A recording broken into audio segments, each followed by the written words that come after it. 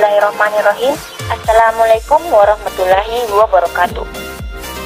Perkenalkan, kami dari kelompok 4 ingin menjelaskan mengenai menghindari dosa besar dengan memakan harta anak yatim dan korupsi. Memakan harta anak yatim. 1. Larangan memakan harta anak yatim dengan batil. Memakan harta anak yatim dengan batil sangat dikecam dalam Islam dan digolongkan ke dalam dosa besar. Di antara kewajiban wali terhadap anak yatim yang menjadi tanggungannya adalah pengurus dan mengurus hartanya dengan sebaik-baiknya. Ketika anak yatim itu telah dewasa dan mampu mengurus hartanya sendiri, hendaklah dia menyerahkan harta tersebut kepada si yatim tadi. Dampak memakan harta anak yatim dengan batil. A. Diancam masuk neraka. Memakan harta anak yatim dengan zolim diibaratkan seperti orang yang mengisi perutnya dengan api, dan di akhirat akan dimasukkan ke dalam neraka yang apinya menyala-nyala. Sebagaimana firman Allah berikut ini, Innal ladzina ya'kulu amwalul yatama zulma innama ya'kuluna fi butunihim naro wa sayasluna sa'ira. Artinya, sesungguhnya orang-orang yang memakan harta anak yatim secara zalim, sebenarnya mereka itu menelan api seperut-perutnya, dan mereka akan masuk ke dalam api yang menyala-nyala, neraka. B. Tergolong orang yang melakukan dosa besar. Memakan harta anak yatim secara zalim merupakan salah satu perbuatan yang dikategorikan dosa besar, yang ancaman dosanya disamakan dengan dosa syirik, sihir, membunuh, memakan riba, berpaling dari perang yang berkecamuk, menuduh zina. Rasulullah Shallallahu Alaihi Wasallam bersabda, An Abi Hurairah radhiyallahu anhu, An Nabi Shallallahu Alaihi Wasallam qala, Ijtanibu sab'a mubiqati. Qalu ya Rasulullah, wa ma kunna qala syirku billahi wa sihru wa qatlu nafsi allati harramallahu illa bil haqqi wa akalu rabbi wa akalu mali yatimi wa tawalli yawmaz zahfi wa qazfu muhsanati mu'minatil ghafilati. Artinya, dari Abu Hurairah, dari Nabi Sallallahu Alaihi Wasallam, beliau bersabda, jauhilah 7 dosa yang membinasakan mereka. Para sahabat bertanya, wahai Rasulullah, apakah itu?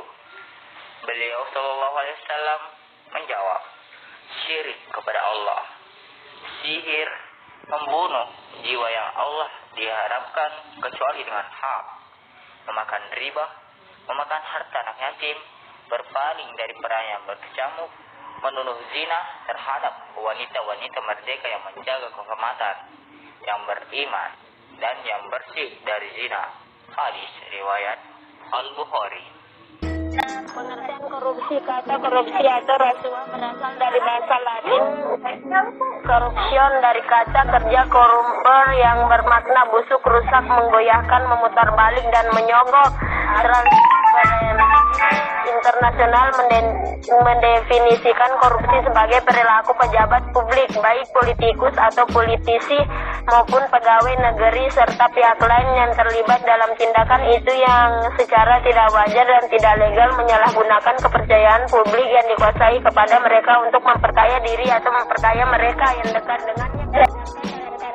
Bahasa Indonesia, korupsi secara harfiah berarti busuk, rusak, suka, memakai barang, uang yang dipercayakan kepadanya, dapat disogok melalui kekuasaannya untuk kepentingan pribadi. Secara terminologi, korupsi berarti penyelewengan atas penggelapan uang negara atau perusahaan untuk kepentingan pribadi dan orang lain. Kamus Al-Muawwir mengidentifikasi istilah korupsi meliputi riswa, khianat, fasad, ghul, dan bakhil. Bahaya korupsi. A. Korupsi penyebab kehinaan dan siksa api neraka. Korupsi juga menjadi penyebab dari kehinaan serta siksa api neraka di hari kiamat. Nabi Nabi Muhammad SAW bersabda, karena sesungguhnya kulit korupsi itu adalah hinaan, aib dan api neraka bagi pelakunya. B. Perbuatan korupsi dapat menyengsarakan rakyat. Kepercayaan yang dimanfaatkan oleh rakyat untuk dilaksanakan sebaik-baiknya. Tetapi dengan adanya korupsi, maka kehidupan rakyat akan menjadi tidak terurus menderita. C. Terhalang masuk surga. Seorang yang mati saat membawa harta korupsi atau gulul, maka ia tidak mendapat jaminan atau terhalang masuk surga. Hal tersebut juga dipahami dari sabda Nabi SAW. Barang siapa berpisah ruh dari jasadnya, mati dalam keadaan terbebas dari 3 perkara, maka ia dijamin masuk surga, yaitu kesombongan, gulul, korupsi, dan hutang. D. Doanya tidak dikabulkan. Harta yang didapatkan dengan cara korupsi adalah haram, sehingga ia akan menjadi salah satu penyebab tidak terkabulnya doa. Upaya pemberantasan tindak pidana korupsi. A. Strategi preventif. Strategi ini merupakan upaya pencegahan agar seseorang tidak terjerumus ke dalam perilaku korupsi. Termasuk di dalam strategi ini adalah meningkatkan kesadaran terhadap bahaya korupsi melalui penyuluhan-penyuluhan hukum, baik di lingkungan masyarakat maupun lingkungan pendidikan. Begitu juga dengan meningkatkan keimanan akan adanya hari perhitungan amal atau yaumul hisab di akhirat kelak, bahwa seluruh amal perbuatan manusia akan diminta pertanggungjawabannya oleh Allah Subhanahu wa Ta'ala. D. Strategi reduktif. Strategi ini dimaksudkan untuk membuat sistem deteksi dini atas tindakan korupsi, sehingga apabila ada indikasi perbuatan korupsi akan dengan cepat terdeteksi, sehingga tidak sampai kepada tindak korupsi yang lebih besar. C. Strategi represif. Strategi ini harus dibuat dan dilaksanakan dengan tujuan untuk memberikan sanksi hukum yang maksimal kepada pelaku tindak pidana korupsi sehingga menimbulkan efek jerah.